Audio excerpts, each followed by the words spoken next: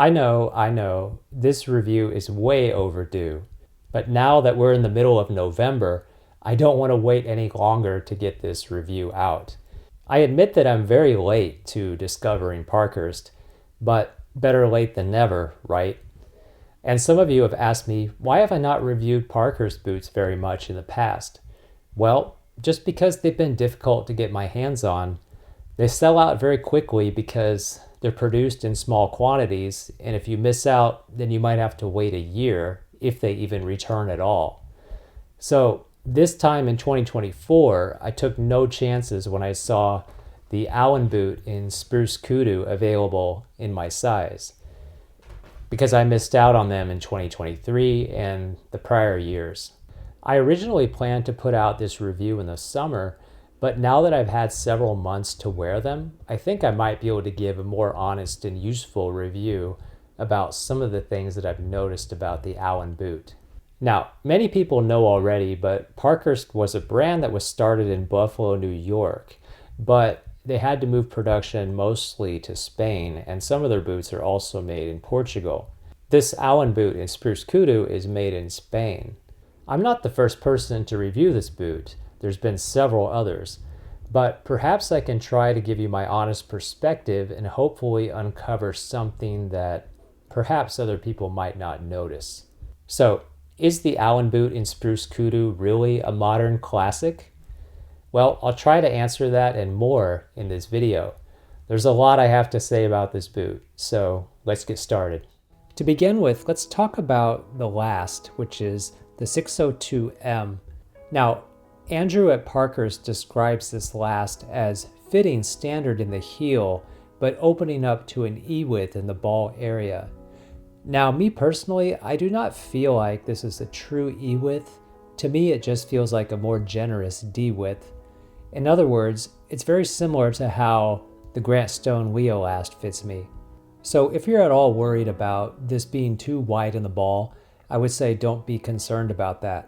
Now, the heel, I would say it's a little generous, but not too generous. It's not quite as locked in as the new 618 last that Parkhurst is using. It's more like the Grant Stone Leo last, or perhaps similar to the Allen Edmonds 1757. It does a pretty good job of locking me in. Now, I did have a little bit of heel slip as I was breaking these in, but it wasn't an issue for me because I was not getting any blisters, and the heel slip was fairly mild, and at this point it's mostly gone away. One of the things I like most about the 602M is that it's just one of those very smartly designed lasts. Not only does it fit the ball area very well, but it just has a nice shape to it. Now, I have heard some people say that this last is similar to the Alden True Balance. I do not have any experience with the True Balance yet. Probably the most similar last in my collection would be the Grant Stone Leo, except it's not exactly the same. There's a little bit more volume at the widest part of the foot, and I feel like there's just a little bit more volume above the toes, although not much. Now, there is one thing that's quite different though than the Grant Stone Leo, and that is the instep fit. The instep fit on the 602M is a standard. It definitely does not feel like a generous instep to me. In comparison to the Grant Stone Leo last, you can see that the Leo has a much more generous instep. It's very similar to the Allen Edmonds 1757 Higgins Mill last. I don't really have an issue with this being a normal instep boot, but I did have one problem which I will mention later. But overall, I think this last was very wisely designed. It works really well, not only in how it fits, but it just has a very nice look to it. This version of the Allen boot contains a standard 5 lacing holes and 3 speed hooks, which is ideal for me. I much prefer having some speed hooks rather than just having the lacing holes. It's just a lot easier to take off and put on the boots. And the tongue is gusseted up to the 4th eyelet if that's something that's important to you. Now, let's talk about the Spruce Kudu leather. And for me, this is like the perfect shade of green for a boot. Probably the closest comparison that I've seen to this color in other boots. A friend of mine has a pair of Higgins Mill boots in reverse black shell. And as far as I know, he has the only pair that's ever been made. But the color of the reverse black shell, it's very similar to how this Spruce Kudu looks. I like this shade of green more so than any of my other boots. It just is exactly what I'm looking for in terms of a green boot. Doesn't get any better than this. And this color of green Kudu, it's definitely a lot lighter than the shade that Grant Stone is using on their Forest Kudu boot, the Cap-Toe model I mean. And that's a nice shade of green as well. I really like both because there's something different.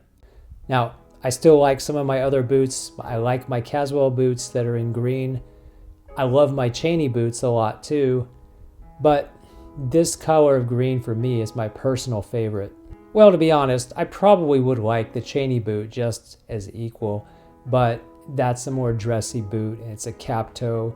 I wish it were a plain toe because it would be a lot easier for me to wear, but I've already talked about that before. I just prefer my boots to be casual. I don't really have a use for dressy boots at this point in my life. But let me get to the more important thing about the leather. This Kudu is a soft but very durable leather, and it is stretchy and very pliable. I did not have any discomfort in the toe area. Now, in terms of the leather's durability, it's a leather that's easily going to get, scratched, or something can slightly alter the color of it, but it's also a very strong, durable leather, so don't let it fool you into believing that this leather is really delicate. It's not. It's one of the most durable leathers. I mean, it comes from an antelope in Africa, so. And I'll just say that Kudu is one of my favorite leathers in general for shoes and boots. And of course, the leather shows a lot of the natural scarring from the antelope's life. So each pair of the Allen Spruce Kudu boot is going to be very unique because every antelope that is used is going to have a different story in their life. For me personally, I like it when the scarring is more on the upper quarters and on the side. I didn't want as much scarring on the toe area, but I don't really know if you have much of a choice in that, to be honest. I think when you order, you just have no idea what it's going to look like exactly. It's a very easy leather to take care of as well. You don't ever need to polish it. You just condition it once in a while with something like Big 4, and that's it. In my experience, the Grant Stone Forest Kudu boot was a little bit more stiff to break in, but it also felt like it wrapped around my foot a little bit more snug, and that could simply just be because the Parkhurst boot is mostly unlined. I would say the comfort of these two boots is roughly the same, maybe just slightly more forgiving with the Parkhurst boot, but very similar overall. This version of the Allen boot has a 360-degree reverse welt, and I appreciate a lot that they use this lighter tan, almost a beige color stitch around the welt, because that adds a nice contrast to the upper. Since the upper is a lighter shade of green, having this more almost beige stitching adds a nice little bit of contrast to the boot. Instead of just having your usual brown stitch that a lot of boots have, I appreciate that it has this lighter sort of beige color stitching because it helps the boots stand out a little bit without being too obnoxious. And speaking of the reverse welt, that is connected to a pretty thick midsole, and then the midsole is connected to Parkhurst brand rubber outsole, similar to a commando type of sole. Now, one of my biggest concerns before buying Parkhurst was that I had no experience with the rubber soles. I was concerned that it was going to be uncomfortable. I was relieved to find out that it's in fact as comfortable as pretty much everything else in my collection.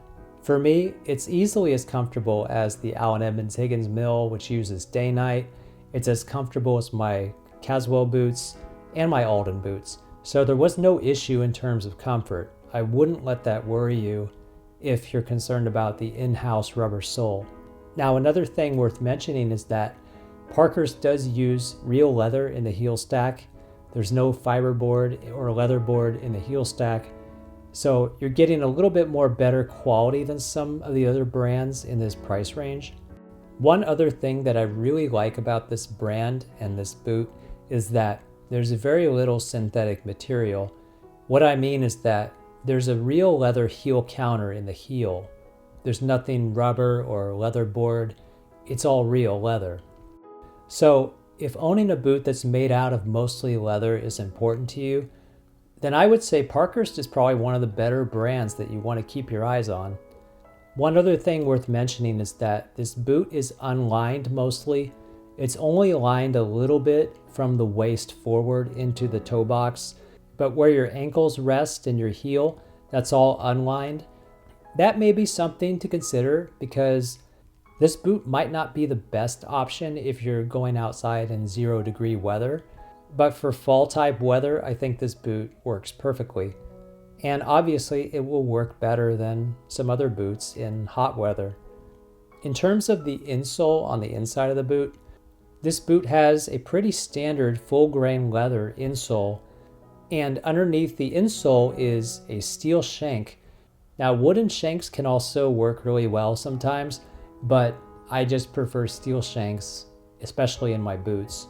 And then on top of the steel shank, giving you extra padding in the heel, is a sock liner with the Parkhurst Buffalo logo on it. And as I said before, I really like this logo branding that Parkhurst uses with the buffalo. Now, what would I recommend for sizing? I would say definitely start with a half size down from your regular size. So if you're a size 8 in the Higgins Mill from Allen Edmonds, I would start with 7.5 in the Spruce Kudu Allen boot. For me, that's what I did, and the fit is obviously the correct size. I don't think I could wear any size larger than this because it's already a pretty generous boot. In terms of overall length, this is not a long boot. I would say it's pretty standard in terms of the length, very similar to like an Alden boot on the Berry Last in the same size. So in terms of length, the boot is pretty standard. There's really nothing to be concerned about. It's not a long boot and it's not a short boot. Now, in terms of appearance, which last do I like better from Parkhurst? The 602M or the 618? Well, I prefer the 602M in terms of how it looks. But in terms of fitting, I have to admit that the 618 does fit me a little better because the 618 locks me in the heel better, and it also has more instep room. There is a little more room at the ball, which I don't need in the 618. Really, the ball fit doesn't matter to me between the two lasts. It's mostly the instep fit and the heel fit, which is better for me on the 618. But of course, the 618 does look significantly wider in the ball area, so I prefer the 602M just for aesthetics. Another thing I noticed about this leather is that the colors or the oils in the leather just seem to move around very easily, similar to how Chrome XL does if you put some pressure on it. Now, in terms of the quality control and the finishing, I think Parkhurst does a really good job for what you pay. Everything I've received from Parkhurst so far has been very, very good quality control. Now, one of the questions that I've heard people raise is that they've asked if Parkhurst and Caswell boots are made in the same factory, because they're both made in Spain. Some of the Parkhurst and Caswell boots are made in Spain. Well, I can't say for sure, but I believe they are because if you look at the numbers on the upper, they match. So it looks like they came out of the same factory. Just because they came from the same factory doesn't mean they have a lot in common, because the Lisbon boot is a very different boot than the Allen boot, which I've already talked about the Lisbon boot in another video. But I will say the quality of Parkhurst boots has been very, very good for me. I would say they're a little bit better in terms of quality than Allen Edmonds. Maybe not quite as good as Alden, but not far behind. Now, what would I wear these with? Mostly jeans. This is a boot I would pretty much only wear with jeans. There's a few kinds of chinos that I have that I can wear these with, but most of the time I'm just going to wear these with denim because that's what I feel like they are designed for. The leather is just way too casual and too loud for me to wear with anything but jeans and a few kinds of chinos. The price of these boots I paid was $388. That was the total, with tax included. And I think for that price range, the quality you get is about as good as it gets for that price. They're not cheap, but they're definitely a lot more affordable than something like an Alden or a Viberg boot. And because they're made in Spain, I feel like, those savings are passed on to you, the customer.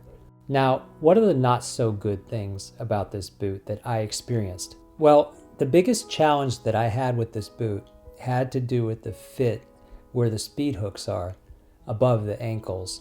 While it is true that Kudu is a soft leather, it's also pretty durable. And I don't know for sure if it was the Kudu or perhaps it was the speed hooks. I just felt more discomfort than I expected at the lower shins area above my ankles, right where the throat of the boot is. I wasn't really expecting the break-in to be difficult at that area. It has happened before with other boots, but with this boot, I have to admit it was a little more noticeable than some of my other brands that I own. So I found myself not using all the speed hooks when I was breaking them in because that helped reduce the pain. Now, it was kind of a surprise to me that there was so much pain at the speed hook area. I wasn't really expecting that, but it did start to subside after a while. It took about 8 wears for it to finally start feeling a lot better. But in terms of the ball area and the heel, I didn't have any pain in those areas.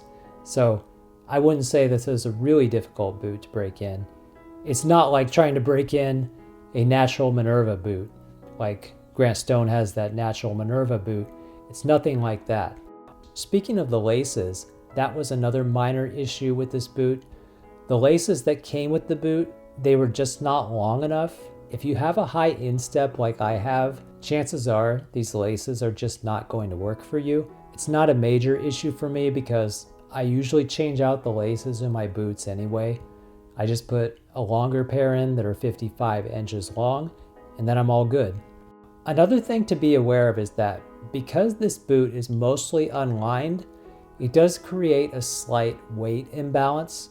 What I mean by that is there's a significant amount of weight in the sole, the insole and the outsole, and then the upper has a kind of lighter feel to it because it's not lined.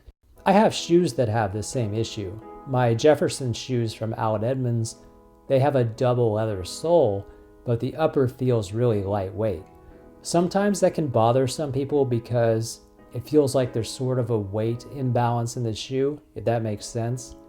Some men might prefer a fully lined boot because that evens out the weight. It distributes the weight more evenly throughout the boot.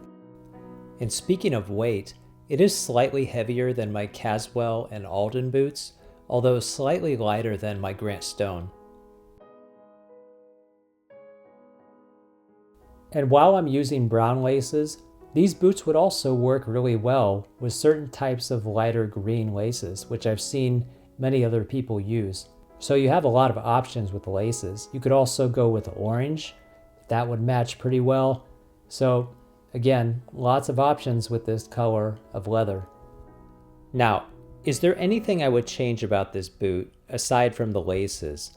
The only thing I would change in this boot is I would like it to have a day-night sole, or at least something that's a little more slim. I think it would just match the boot better because, as I said before, there's a slight weight imbalance, and I just feel like the sole feels a little bit clunky on this mostly unlined boot. Put in a slim day-night sole or something like Grant Stone's in-house day-night sole, and then you're all set. Interestingly though, the very first run of these that were made in Buffalo, New York, they did have a day-night sole on them. So initially, I think Parkhurst really had the right idea when they put a day-night sole on this boot. Now, having said everything that I've said, how would I rate this boot overall? Well, I would give it a 4.5 out of 5, or you could say a 9 out of 10. And the overall price of $388, for what you get with this boot, you're really not going to find a much better deal than that. Grant Stone might be the only other company that can beat that kind of value for this price. So you're getting a very good value for what you spend. So to answer the question at the beginning of this video, do I believe this is a modern classic? Yes, I do. And the Spruce Kudu boot really was like the flagship boot that launched the brand and got them noticed by a lot of people. I think Parkhurst really nailed it with this boot design. Is it a perfect boot? No, but it's still one of the best options on the market today. Now, Parkhurst is one of the brands that I really am interested in following to see what they put out.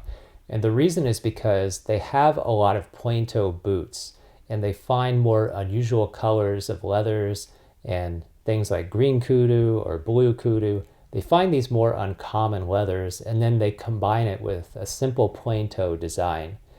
That's what I really look for when I'm looking for boots.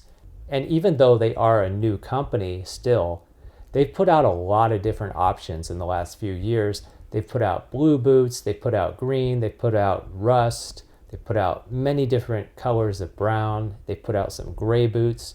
So there's pretty much something for everyone who's interested in boots. So, at least for me, Parkhurst are one of those really exciting brands because I can't wait to see what they put out in terms of their plain toe boots.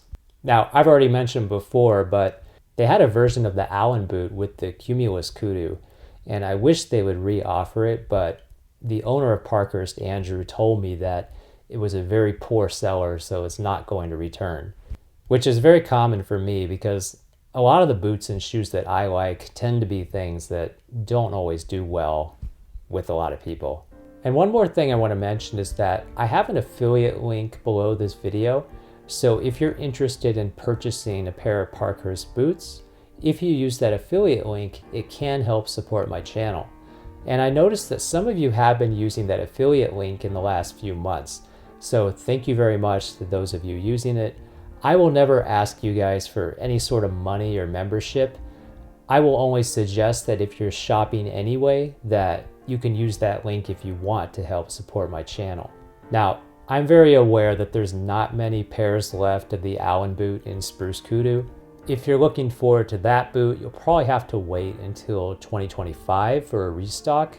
However, there still are a lot of nice boots still available, including a pair of mock toe Spruce Kudu boots, and of course many other pairs that you might want to check out. So go to Parkhurst's website, check out their boots, and see if there's anything that speaks to you. So I hope you got something useful out of this review. Thank you for watching, and I will see you on the next review. Bye for now.